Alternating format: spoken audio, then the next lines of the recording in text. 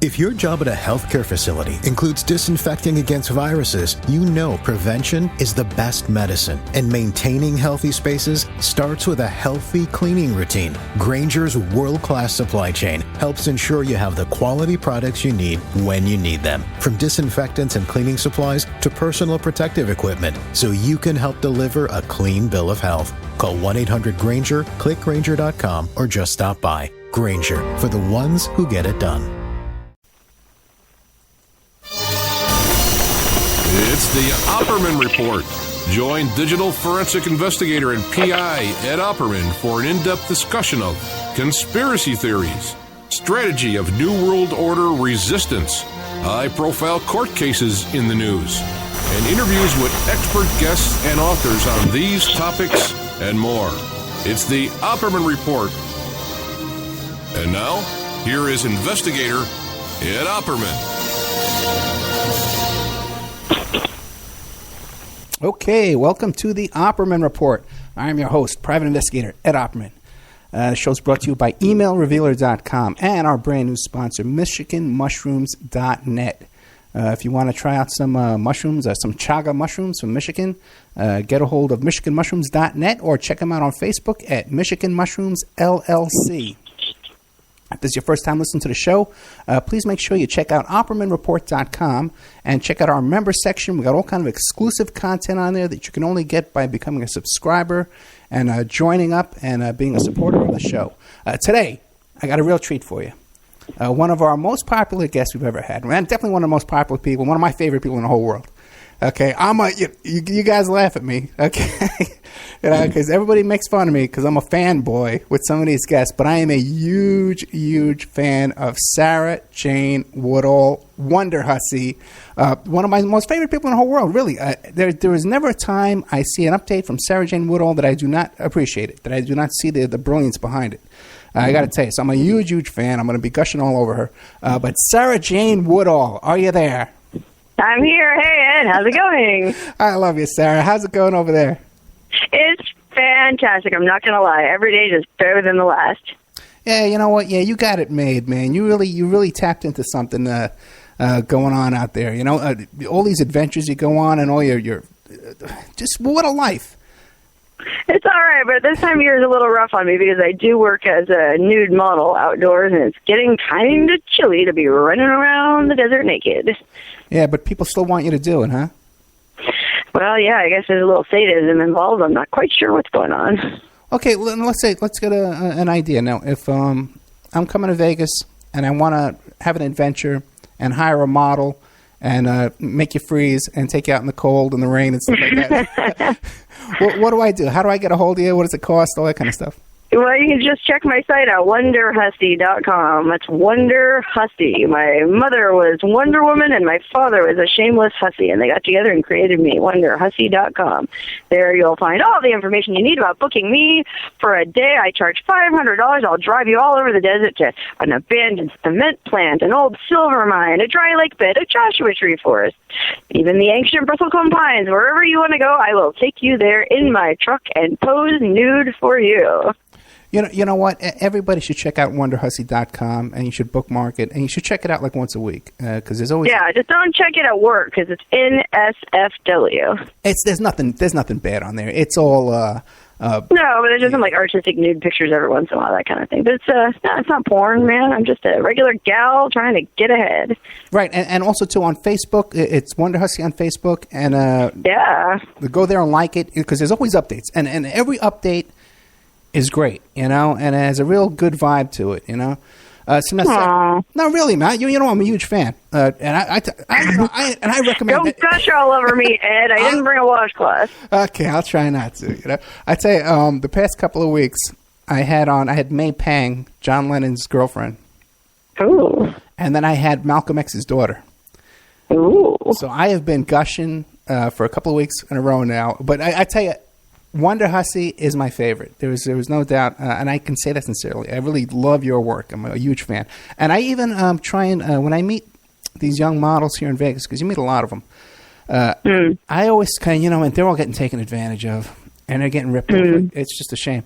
And I always say, hey, look at the work that this woman is doing. This is what you want to do. this is how you want to be a model. This is real work. What kind of advice would you give to these gullible kids who want to become models? And number one piece of advice for me is if it sounds too good to be true, it probably is. So when you speak about people getting taken advantage of, it's because guys come at them with these ridiculous, I've got a photo shoot for Maxim magazine and it's going to pay you this much money, blah, blah, blah. Like, come on, you're not going to find that kind of thing on Model Mayhem, which is the amateur modeling site we use. So I would just say to use common sense, but at the same time, it's a lot of hard work, and also your disposition matters almost as much as your looks. You can be the best-looking girl in the world, but if you're a bitch, no one's going to want to work with you. So be nice. Girls, be nice, work hard, and use common sense. Yeah, that you know what? That is good advice. You got to have a good attitude in anything you do. Oh, sure. And if it's too good to be true, you're going to get ripped off. So not many Maxim photographers on Craigslist, There aren't, but you'd be surprised at how many girls fall for that stuff. So I don't know. I guess it's just social Darwinism, Yeah. Well, also too, especially with girls, is pretty girls. Everyone's so nice to them all the time. They grow up with everyone being nice. No one's nice to me. Yeah, that's true. So they just, they just comes out of left field. They get that fastball and they don't expect it. So Wonderhussy, now your latest adventure, you went out to visit Barker Ranch, the Manson family. The Barker Ranch, yes, it was the last hideout of the Manson family. And in fact, it's where they finally apprehended Charles Manson. That's right. And people can remember we had Scott Michaels on here. He did the documentary 6 Degrees of, I think it's 6 Degrees of Charlie Manson. 6 Degrees of Helter Skelter. And it's a great documentary. And he went up there too, way back before it burned down. Nice. Yeah, so he got some really good stuff. So people should check that out. Now, what made you come up with this idea? Well, I've always been, interested in the whole Charles Manson story because it's just so creepy and, fascinating. Yeah. And I've also always liked exploring the desert. So this was a perfect confluence of my two interests. I'd been wanting to visit this ranch for quite some time, but it's pretty remote. It's in a very remote part of Death Valley, and the road, if you want to call it a road, to get up there is really, really rugged, and I don't have that kind of a off-road vehicle to get up there. But I found a friend who did, and in fact, pretty much a total stranger. Well, here's what happened. I'll be honest with you. I was laying in bed one night. I was high, and I go, I want to go to Barker Ranch. This has been long enough I've been wanting to go. It's time to do something about it. So I got on Facebook, and I posted, who wants to go to Barker Ranch with me? I need somebody with a badass 4x4 and a sense of adventure, blah, blah. So several people responded, but only 2 of them turned out to be serious about it. Right. And I didn't know either one of them, man. We were 3 total strangers, but we all met up in Ballarat Ghost Town, which is right on the western edge of Death Valley in California. We met up at this ghost town, and we went up to Barker Ranch together. It turned out to be great, man. Now, how do you check these people out? Do you kind of vet them out before you go meet them? Well, we were Facebook friends. I looked at their profiles. The guy looked cool. The girl looked cool. Sure, why not? I don't know. I'm a big proponent of trusting people. Yeah. I did. I guess you could say I vetted his profile. The guy, especially the girl, I wasn't so worried about.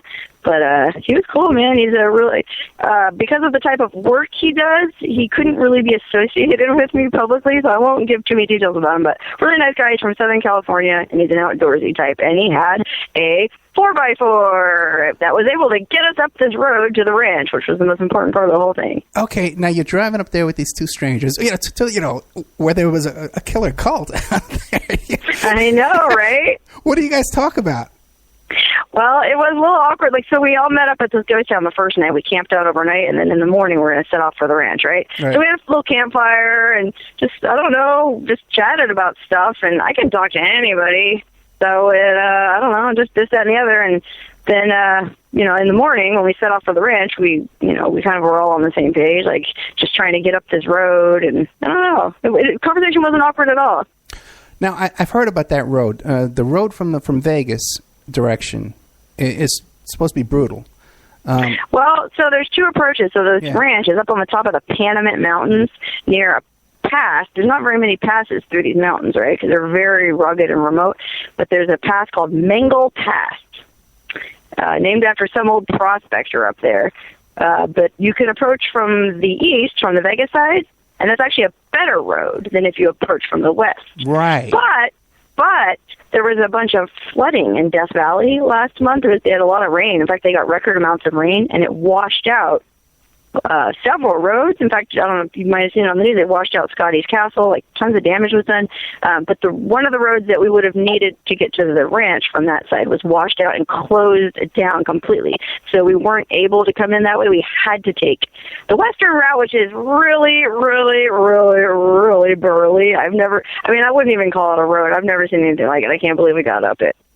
And you said on the way there, you guys got stuck, and some people just happened to be passing by and well, it's weird. So it's a wash, right? Goes up through this canyon and climbs up to the top of these mountains. And at first, it's not bad. It's graded. It's gravel. And they do. The county does come through and grade it every 10 years or so. But because of the rains that we just had, or that they just had out there, I think that washed out there's just huge boulders, and it was just bad, loose gravel. And then my friend was driving a Toyota 4Runner, which isn't the most burly off-road vehicle, but he had some experience driving those types of roads. So I kept telling him, listen, you're not going to impress anybody. Don't worry. If you feel like the road is too much, stop, and we'll just hike the rest of the way. I don't mind hiking, right? Right. But he kept going, man. He said, oh, no, I got this. So we went up. Then we finally got to this. It was almost like a step, like this big granite boulders, and it wasn't even a slope, it was like a step. So he's like, oh man, I don't think I can get any farther. We might have to stop and hike the rest of the way, which is fine. You have no problem with that. But yeah, we were so lucky because it's a very seldom traveled road, but there happened to be a retired couple. It had a really hardcore Hummer with a winch on it. They were just straight ahead of us, and so they winched us up over the bump, and from there it got a lot easier, and we were able to make it all the way up to the top. So you came in from the western exit, from the entrance from California. Yeah, from California. We left Ballarat Ghost Town. Right. There's a mine, I guess it's an active mine out there, the Wingate Mine or Briggs Mine. We took a Wingate Road past the mine, and then the road up to the cabin is called Goler Wash. Right. Or Goler Wash Road, and that's where we ran into the problems. But again, we were just really, really lucky. And one thing that I noticed about, this whole 4x4 community, people do that. They just go out on their days off and try to navigate difficult roads. That's what they get off on, which is, I don't get it. It's kind of weird, but it's cool, and they're so friendly. This couple that helped us, we made their day. That's what they live for, is challenges, trying to navigate difficult roads and help other cars get up difficult roads. It was just, they were so nice. It was really, really cool. I came away from this trip with a newfound respect for the off-roading community. They're really cool people. Now, you stopped off, there's like a little, what would you call it, a little general store or something up there, right? Right, so in Ballarat Ghost Town, which is where we met up the previous night, me and the girl, so it was three of us, it was me, a girl, and the guy. Well, me and the girl came in from Vegas, so we rode together. The guy came in from Santa Barbara, so he met us at Ballarat, or that was the plan. So she and I rolled in right around dusk, right? It was just getting dark. Well, actually, it was already pretty dark. So we pull into this ghost town, which is already kind of spooky. It's dark, and I've never been there. I'm like, oh, there's supposed to be a campground. I can't find the campground. What's more the hell? It's just like desert. So I can see there's this little general store. Well, maybe I'll go to the general store and see if there's any information. Man, this was, I don't even know how you would call it a store. It was a big building full of crap. There wasn't really anything for sale. The door was just wide open. It's, nighttime, but the door's open. It says, come on in. There's nobody in there. Just a bunch of, it was really weird, but there was a rusty coffee can with a sign over it that said, put your money here. It's $3 a night to camp. So I put $3 in the can, and we just kind of drove around until we found a place to set up camp. Right. But there are two guys that run that little or hang out. Well, they weren't there at night, right? Because we rolled in the dark. But the next morning, I did meet them, and they were cool. And what do? They just sit around there all day long, wait for people to come by? You know what? I guess supposedly he sells ice cold drinks. But I made a YouTube video, which I just posted yesterday. You can see in the video, I open up the fridge, and there's no drinks in it. It's just like his personal refrigerator, like of all his weird leftovers. Like, I don't know what you're supposed to buy in this store. What do you do? I don't know. It was weird, but weird in a good way. Where do they live, then, that they go to this thing all the time? There's little shacks and shanties, trailers. There was a few trailers. You could tell there was a few people living out there. It's not far from Ridgecrest, which is a semi-decent sized town. You know, if there's a Walmart and stuff, so you can go down there and do your shopping. Oh, great, Walmart. Now, these guys, Yay!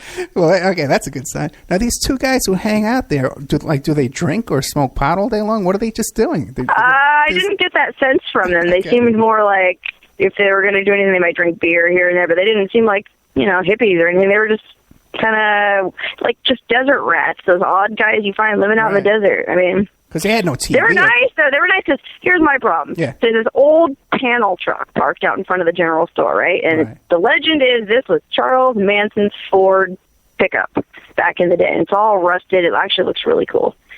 So I go, I got to take a picture with this old truck. I mean, Charles Manson's truck. It's not every day you get the chance to take a picture with Charles Manson's truck. So, my shtick and my followers expect a certain level of nudity from me. So I go, I'll pull off all my clothes and I'll take a quick nudie by Charles Manson's truck. So I took off all my clothes, and I always keep my money in my bra. It's like the safest place for me to keep it. So I had like $150 in my bra. Okay. Took it all off, wrapped it up, put my clothes down, took the pictures. But then in my excitement, when I got dressed again, I think I dropped the money. So I left $150 cash up there somewhere. I thought I might have been in the truck. So the next day when we got back from Barker Ranch, I went back to Ballarat, looked around to see if by chance the money was still there. It was not.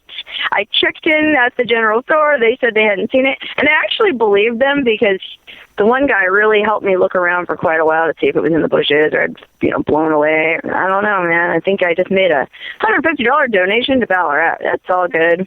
Yeah, it probably blew away. Yeah, it wasn't windy, really, but yeah, you never know. Maybe a burro ate it. Who can say? Now that truck. But listen, I call it an adventure tax, right? It was a $150 adventure tax. That's okay. I had a great trip. It was worth it. Well, that's a good question. Now, what did this whole trip cost you out of pocket besides the $150? Nothing. I mean, I had to pay gas to get there. Maybe one tank of gas there and one tank of gas back. But I brought some food, some cocoa. I had firewood already. I mean, that was it. It didn't cost anything. So that's why I say, if I had to pay the $150, it's no big deal. What kind of food you bring with you? Well, Ed, I'm glad you asked. When I go camping, my new favorite thing to eat is Frito pie. Now, if you're from Texas or maybe Oklahoma, you'll know what Frito pie is. It's basically Fritos, good old-fashioned Fritos with chili and cheese on them. Now, I try to make mine a little bit healthier. I use Amy's Organic meatless chili, and I'll put some veggies and stuff in there, but it's basically just Fritos, cheese, and chili, man, and it's so good. It's great over a campfire. You just stick the cans right in the fire and heat them up. You're good to go. Okay, I've heard of that stuff. It sounds good. But now, for a while there, you were eating some stuff called Soylent? I did try the Soylent diet. Now, Soylent is a food alternative. Right. So it's for people who are too busy to cook, don't like to cook, whatever. It's a powdered drink mix, kind of like Ensure or Slim Fast, but it has all the calories and vitamins you need, blah, blah. So, I ordered it, and I tried it for a while. And it is actually, I think it tastes good. I didn't have any bad side effects. Some people say they get gassy from it. Didn't have that problem. I just got bored, It was like drinking chocolate, like a really thick chocolate shake all the time. Sometimes you want different flavors, and you want to choose it, I got you. Now, the truck you took the picture by, a lot of people say that's Tex Watson's truck, not Charlie Manson's truck. Well, and that's what the guy in Ballarat said. He said, actually, the ownership of the truck is in dispute. Who the hell knows who owned the truck? Charles Manson probably stole it anyways. But Tex Watson, allegedly, according to this guy in Ballarat, drove it down from Barker Ranch, and it got stuck on a big dry lake bed.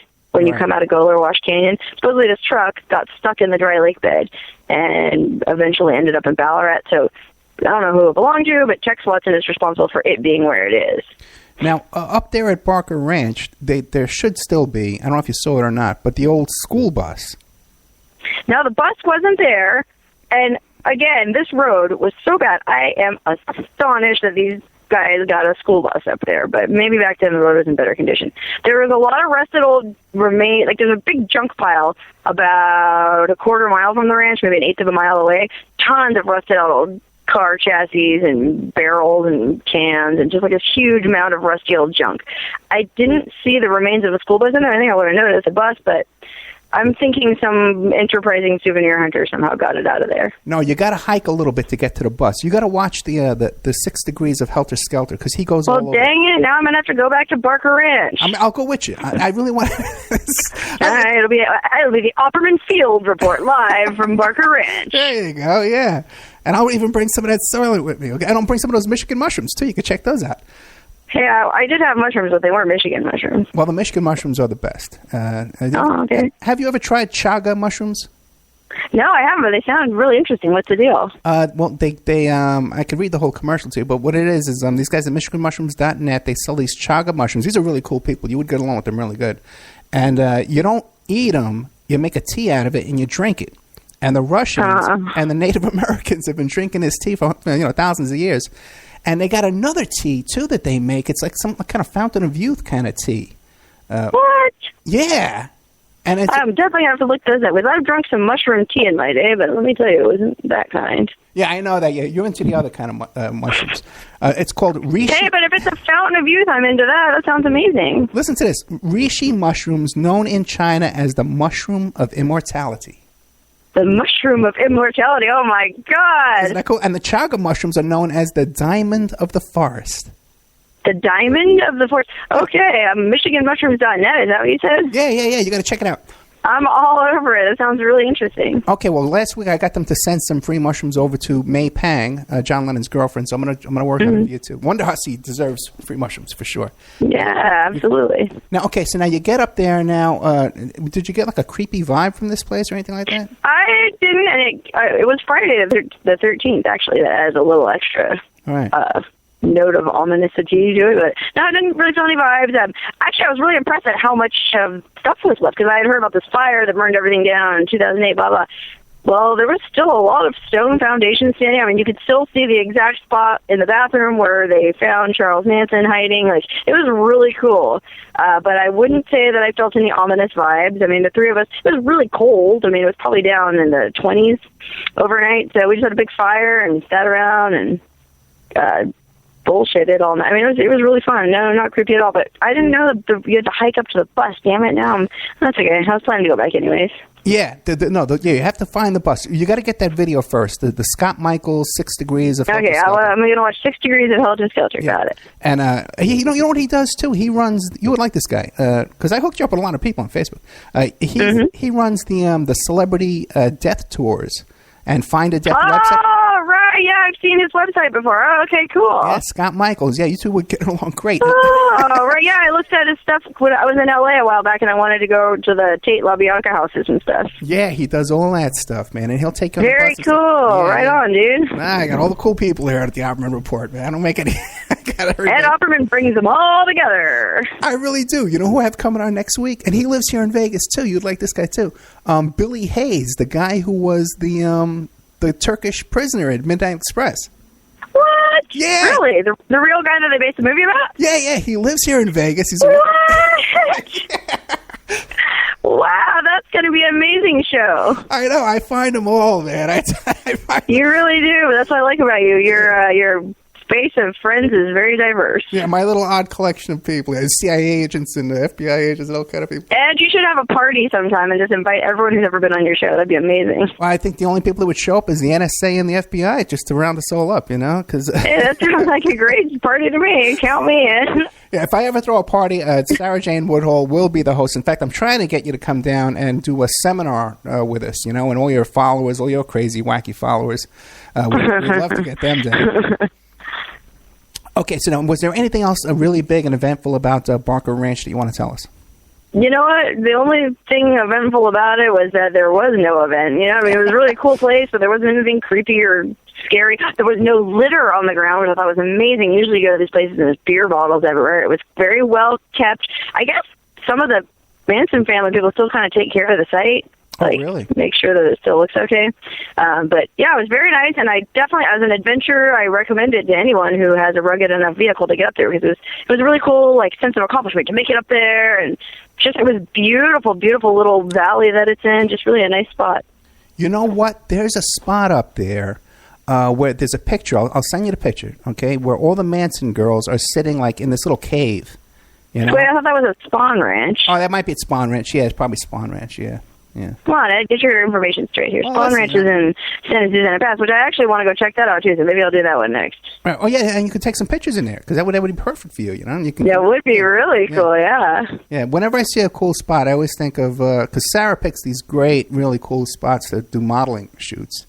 And so I find that I try to explore around the desert looking for weird old, like I just found this abandoned cement plant that's friggin' amazing to shoot at. You know who I have coming on soon? The guys, what do they call them? The Sheehan family. The Sheehan family that own that property up there next to Area 51 that they're trying to kick them out. Oh, I don't know anything about them, but that sounds really interesting. Yeah, and they have a little ranch up there and a mine and stuff like that, little mining town. So I'll talk really? to you. Yeah, and it's right up by Area 51, and it's legal to go there because they own the property. Is it near Rachel? I don't know exactly. I have them coming on in a couple of days, so I'll man, okay. Well, I'll have to tune into that because that sounds really interesting. Yeah, they live in Henderson too, so they're nearby. Now, what do you have? What do you have planned coming up? What kind of adventures can we look forward to? Well, I'm actually heading to one of my all-time favorite places, the Salton Sea. Have you ever been down there? No, I haven't, but I've heard about it. Just so post-apocalyptic, bizarre, bombed-out corner of the country, but I'm heading there for a few days to do some photos, so look for that coming up. Yeah, there's a documentary about that place, too, about the people who live up there in those trailer parks. Oh yeah, I've seen one of those documentaries. I guess people, they spent their whole life savings buying a property out there, and it used to be a beautiful lake, with harbors, water skiing, fishing, and then over time it's just become a disaster, and they can't afford to move. And that's what's so interesting. You go out there, you just see these block after block of abandoned, deserted, dilapidated ruins, and then there'll be one nice house with a beautiful green lawn that someone has dug in their heels and is taking care of it. I'm going to stay there, like surrounded by all this wasteland. Like, it's so bizarre. Now, when you go to these places, most of the time you go by yourself, right? Or your sister? I usually go with my sister or a friend, or I have no problem being alone, but it's more fun to go with somebody else. Now, have you ever run into a scary situation? I haven't. I'm probably jinxing myself by saying this, but I have not. And in fact, I talk about this a lot. So my business model is I'll pick the photographer up, right, at the airport or at the hotel, whatever, and I'll drive him around the desert all day and take him here, take him there. I'll pose for him. So people go, oh, man, don't you feel unsafe going out to the desert with these strange guys? And to that I say, the guy actually has more to be afraid of than me. Like, I did a shoot a while back with this Japanese guy. He didn't even speak very much English. He's from Japan. He had no idea where we were. There's no cell phone reception. At the time, it was still really hot out. He's not used to the climate. He's got all this expensive camera gear.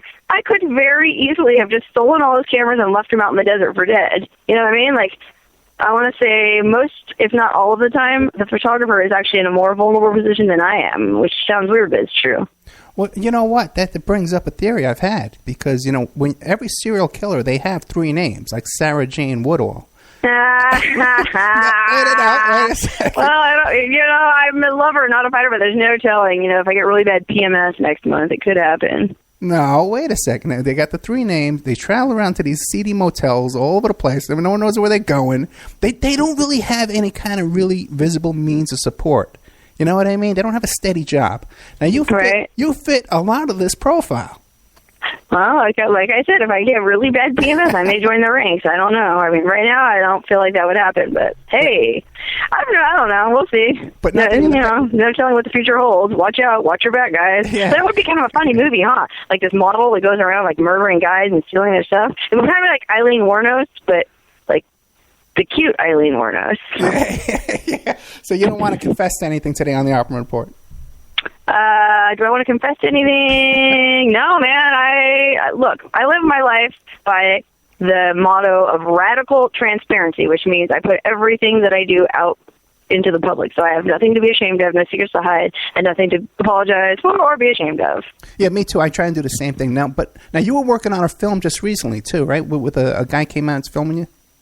Oh yeah, guy's working on. In fact, I think he's almost finished with it. He made a little, sort of like a short film about me, sort of loosely based on me. The name of the movie is Wonderhussy, but he's submitting it to a bunch of film festivals coming up this spring. So look for that, Wonderhussy. It may be at a film festival near you. Yeah, we got to keep an eye out for that.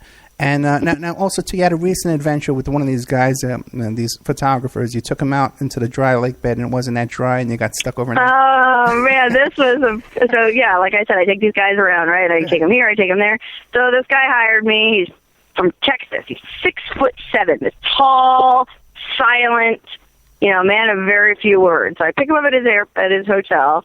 He gets in I have a little Ford Ranger pickup truck. It's not that big. So this guy folds his 6'7" frame into my passenger seat, and we set off. I take him out to the desert. We take pictures. He's having a great time. So he wanted to shoot at this area I use with red rocks. So we did red rocks first.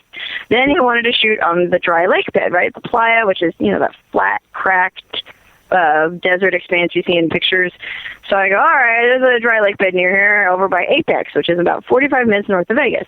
So we drive out there, and it had just been raining quite a bit, so most of the dry lake bed was actually a lake. But you could see the farthest northern reaches of it had already dried out, so there was a nice, dry, cracked area out there. Okay, we'll just head over to that part, and we'll shoot there.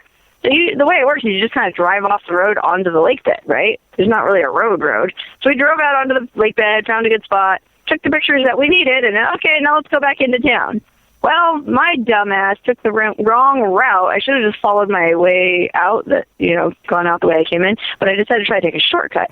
And I went into a part of the lake bed that was still very soft and mucky, and before you know it, I was bogged down axle deep. My truck was stuck.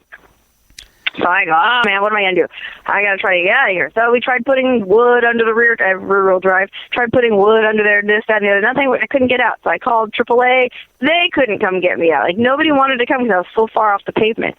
So I was looking at at least $1,000 tow bill just to get out of there. And meanwhile, we're sitting here. It's getting darker and darker, and this Texan is sitting next to me, like, not saying a damn word. I just felt so bad. Finally, I found a friend who came and picked us up and took us back into town, and I just decided to leave my truck in the lake bed for a couple of days until the mud dried, and then I could just drive out for free without paying a $1,000 tow bill. And guess what? It worked like a charm. I mean, it kind of sucks for the photographer I was with. He had a kind of a weird adventure, but for me, it worked out great. I just left her out there for 2 days. It was sunny, 80 degrees.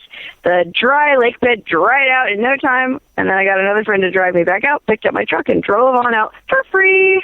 So all is well that ends well for me. Now, that Texan guy, I thought he was going to hate me after that, but he has already emailed me expressing interest in shooting with me again. I think he kind of had fun. Yeah, and those pictures turned out really good, too. I remember those pictures. He took amazing. One of my favorite pictures of all time that's been taken of me was taken that day by that guy. So he was great. That's a good question. What is your favorite photo shoot that you've ever done? Oh, God. One that stands out is I went to that abandoned water park over by between Barstow and Vegas. There's this, I don't know, I guess there's like an underground aquifer, and they built this water park with water slides and arcade and everything, blah, blah, blah, in the middle of nowhere. So it never really did well, and the ruins of it are still sitting there. When you drive by, you see like the slides and everything have been sold off, but there's still a lot of old buildings left. And at one time, there was beautiful graffiti all over it, but they have since gone in and painted over the graffiti. It's not a very good place to shoot anymore. Okay, but very cool. All right, so and nothing much. We already went over what you have coming up. Your plans in the future. Well, so the crew that painted, I'm really into this graffiti crew that they do all these weird graffiti installations all over the desert. Like they did the water park, they did the Wheel of Misfortune that you probably saw on my page. Like they go around and they paint up like old stuff. Yeah. This afternoon, in 2 hours, I'm going out to another one of their installations. They painted up big old water tank to look like a Pabst Blue Ribbon can, but instead of Pabst Blue Ribbon and blah, blah, blah, whatever it says on a PBR can, they changed it to say some political shit, so I'm going to go do a shoot out there. I'm leaving at 3 o'clock, so look for those pictures coming soon. Okay, Sarah Jane Woodall, thank you so much. Hey, thank you, Ed. Always a pleasure, and remember to invite me to that party when you have it. No, you kidding me? You're going to be the center attraction. All right. I love you, Sarah. All right, Ed. Love you too. Bye. There you have it, Sarah Jane Woodall, one of the most colorful people you can find here in Las Vegas, Nevada. That's for sure. You check out her website at wonderhussy.com, and also check out her Facebook page, Wonderhussy. And I think she's filled up with her Facebook friends. Has no more of those you can add on. But all in all, really incredible artist. And she kind of puts on this little character where she kind of acts like this goofy character. But this is a brilliant artist. Genius performance artist and all kind of, and went to college for art and stuff like that. She knows what she's doing. She's a photographer and knows makeup and makes costumes and finds these locations and stuff like that. A real brilliant artist. Okay, we'll be right back after these messages. Word from our sponsor here.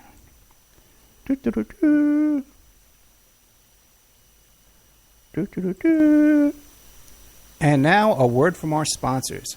Pacific West Bamboo, your premier source for sustainable building material. They provide construction-grade and craft-grade bamboo material for all your indoor, outdoor, and gardening needs. Contact them for event planning and display building as well. 503-839-8126. Or you go to their new website, pacificwestbamboo.com. Or you can contact them on Facebook at Pacific West Bamboo. That's 503-839-8126. Amanda from Pacific West Bamboo was our first sponsor. She's been so good to us, so please support her in return. I want to make everybody aware of our new members section at www.oppermanreport.com. You can go there and sign up for a monthly, quarterly, or yearly subscription. You can even purchase episodes one by one. You get full access to brand new original content, new guests, new uncensored interviews, my own investigations and reports, and we're going to be adding sections with documents, images, police reports, either provided by myself or by my guests, or for my own investigations, my own reports. So you can go to oppermanreport.com and you can sign up there tonight. You can start listening tonight. Strawman. I want to mention Strawman. Strawman is a band out of Toronto, Canada. They're good friends of the Opperman Report. They're a trio of guys who share the same mindset most of us here do, and they put that energy into their words and music. So check them out at strawmanmusic.com and drop them a line to let them know that you heard them here on the Opperman Report. We'll be doing an interview with Sean Duffy soon. You can get an autographed copy of my book, How to Succeed as a Private Investigator, by visiting my PI website, emailrevealer.com. We also offer a computer and cell phone forensics. We can recover deleted text messages to uncover infidelity. We offer asset searches, locates, email tracing, background reports, and we can even trace your spouse's email address back to internet dating websites to catch them cheating online. You can reach us at 800-572-9762, or you can email me at emailrevealer@aol.com. New World Mexican Women. Everyone loves the New World Mexican Women, and their line of fine, handcrafted, authentic Mexican jewelry of stone mosaic and abalone stone inlay. In their first book, titled New World Mexican Women, available on lulu.com, they teach you how to make this jewelry, and they have a collection of love letters to their men from their hometown that have immigrated to the United States to find work. They have also published a new book entitled Azuquina to the Rodeo. It's about a young girl that falls in love with a rodeo bull rider, and she runs away with him without telling her family. You can find the New World Mexican Women by Googling New World Mexican Women. And you can ask them about their deals on wholesaling their fine jewelry and all of the other projects that they have going on. If you'd like to have your business or website advertised here and promoted all over the world on dozens of stations every day, give us a call at 800-572-9762 or email oppermanreport@gmail.com. And now back to our show.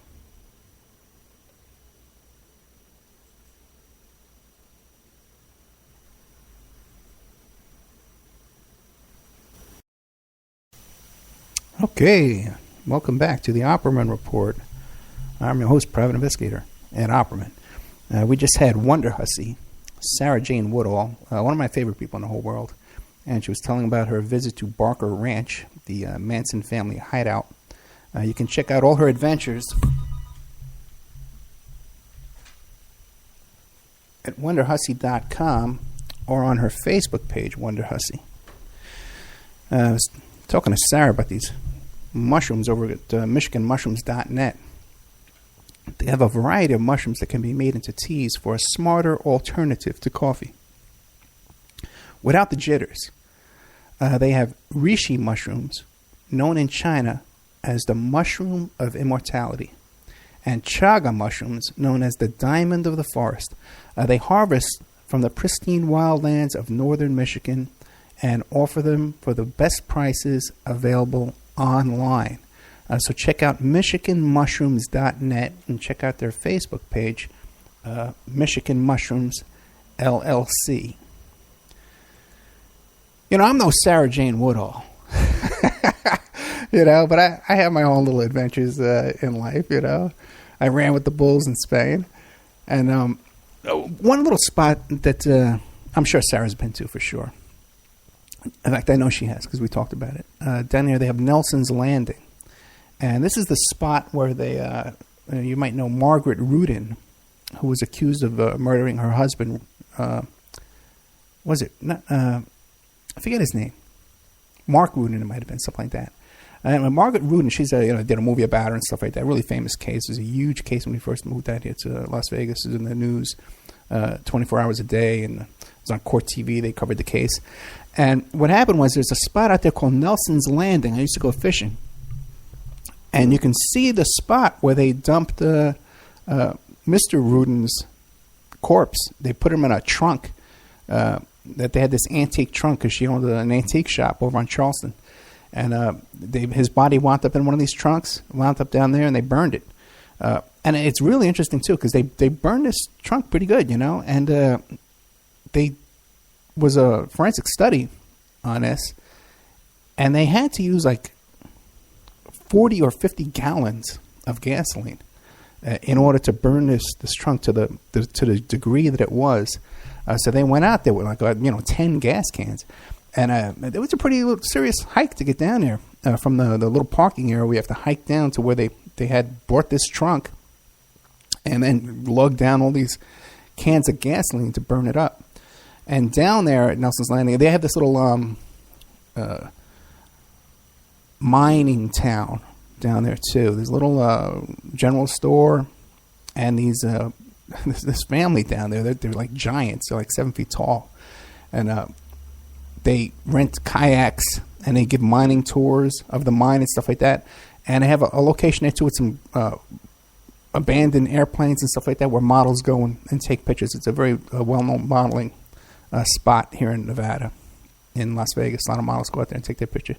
Like whenever you go online and you see pictures of people standing next to like a crashed airplane, that's down there at Nelson's Landing.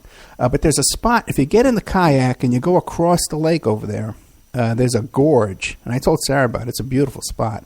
And it's hard to find. You got to get across. It's like a little pyramid looking mound of sand. So you have to aim for that in your kayak. You get across the other end of the lake, and then you kind of have to beach yourself there and go through some bushes and weeds and stuff to get to this gorge, which is like a cave, but there's an opening at the top where the sun comes in. Beautiful spot. Great spot just to check out and explore. So many great spots out here to explore. Hiking and traveling around Las Vegas and the Henderson and Lake Mead. Over at Lake Mead, they have Calvo Trail, which is if you go there at the right time of year, like in the early spring when it's still damp, especially if there's been a nice wet winter, they got all these little wildflowers. And it's just the most incredible, beautiful thing you ever saw in your life. Because they have little white ones, and then they have purple ones, and they have yellow ones. And you go over one hill, and you'll see as far as you can see, all these little white wildflowers. Then when you get over the next hill, they're all purple. You get over the hill after that, they're all yellow, And it's just the most beautiful thing. And I have all different kinds of rock up there, river rock and lava and the brown sand you normally see in the desert and stuff like that. Beautiful spot to go up hiking, Calvo Trail. Up at Mount Charleston is a spot too. It's a kind of a 2-day hike you got to take. I forget the name of it, but if you hike up this trail, the spot where you can camp, because there's only one spot to camp on this trail, hiking up this trail. And if you get there and someone else has already got their tent up, you're in big trouble, which happens. But you can see where an experimental Air Force aircraft crashed into the mountain up there. It was about 30, 40 years ago. It's not experimental anymore, but the Air Force had denied it and all this kind of stuff. So you could find that spot. It's up there too on Mount Charleston. So there's a lot of really cool places here, But if you're interested in that kind of stuff, and like the Salton Sea, like Sarah said, and all these different kinds of places she goes to, she goes on the most coolest adventures you ever heard of, man. Places where you can't can't even get there in your car. You got to hike, another 10 miles after you can drop out your car and stuff. So she's really been on some really, really serious camping adventures and some really hiking trips and camping trips and stuff like that. Real serious camper. Always goes out to Burning Man and stuff like that. Huge fan of Sarah Jane Woodall's work. So coming up, I'm going to be doing the show with the Sheehan family who own property up at Area 51. The Air Force they were there before Area 51 was built. This family was out there before them. As a matter of fact, they tell the story that when Area 51 sent their surveyors out there to scout out the land and to build Area 51, they would have died out there. They were just dropped off out there with no shelter or anything like that. And this family took them in to their little mining ranch, And another thing, too, that I found very interesting is a lot of people think Area 51 is out in this dry lake bed with this arid desert. But what I found out is that there's a lot of game up there. There's a lot of hunting. And there's all kinds of water sources. There's little streams and lakes and stuff and all kinds of water up there, which is very similar to, I forget. There's all these little towns. Nevada has all these cool little towns, man, that sometimes they're a little creepy when you get to them and visit them. But a lot of them have hot springs, and they have nearby hunting or little game preserves nearby. There's this town here called Logandale, where they have the Clark County Fair every summer. And that's a cool little town, too, to go check out. There's a lot of farms up there and all kinds of interesting things to see. And then I forget these little towns that we had to go visit when Vic was doing the basketball. When Vic was playing basketball, we used to have to travel to these little towns all the time, all the way out. And that's up near Bundy Ranch, where the big standoff took place a couple of years ago. So a lot of really interesting little places. As a matter of fact, one time when we were going up there toward Mesquite, I forget which, Beaver Dam it is. She was playing up at Beaver Dam, which is actually in Arizona. And we had to drive up there, and I zoned out on the highway driving up there, and I made a wrong turn. And I wound up, I said, I missed my turn. I said, I know I did. So I got to get off at this little gas station, and ask for directions. And I go there, and no one in this little gas station, general store thing, was from America even. They were all like tourists from Amsterdam and speaking foreign languages. No one could give me directions because no one was from here locally to give me directions. So finally I found some guy who gave me directions, and I had to drive down through this like Indian reservation. I went from east to west, I guess I had to go to get to the spot where we wanted to be. And if I would have broke down there, on that road, I'd still be there right now because no one was coming by. It was just out in the middle of nowhere. So those are my little adventures. Nothing compared to Sarah Jane Woodall, but her stuff is just incredible, and she knows all the really cool spots. So and so check out her video. She just did a video about her trip up to Barker Ranch, and I haven't seen it yet. I just heard about it just now for the first time, but I'm going to find it on her Facebook page and you know what? I'll post it on my Facebook page too. Because I'm a big supporter of all her work and all the stuff she does, the fine art and creative work that she does. Like I said, this Friday night, we have Billy Hayes from the Midnight Express. Coming up next week, we have Dr. Fred Whitehurst, who is the FBI whistleblower, who worked on the OJ case. He worked on TWA 800. He worked on Oklahoma City bombing, huge cases. Then he wound up suing the FBI because their forensic lab was all a big disaster. I'll be gushing over him too, man, because I'm a big fan of that kind of stuff. Also, too, we have this professor, I think his name is Ackerson, from Mexico, who's going to be telling us about the Mexican students that disappeared and the real story behind all of that. And I have one of the survivors of Waco, the Waco bombing, the burning over there, Waco. One of the people who survived the attack and stuff like that. He's a very interesting guy. He's going to be coming on soon. So we've got a lot of big shows coming up for you. I just wanted to, do a little impromptu show here with the beautiful Sarah Jane Woodall. By the way, her adventures are not the only thing. This is a beautiful woman. Just incredibly beautiful woman. And she does regular kind of modeling, too. And that isn't crazy in the desert, just with clothes and outfits and bathing suits and things like that, too. So check out Sarah Jane Woodall, Wonderhussy, and her visit to Barker Ranch, the Manson family hideout. And I'll see you guys next week. Bye.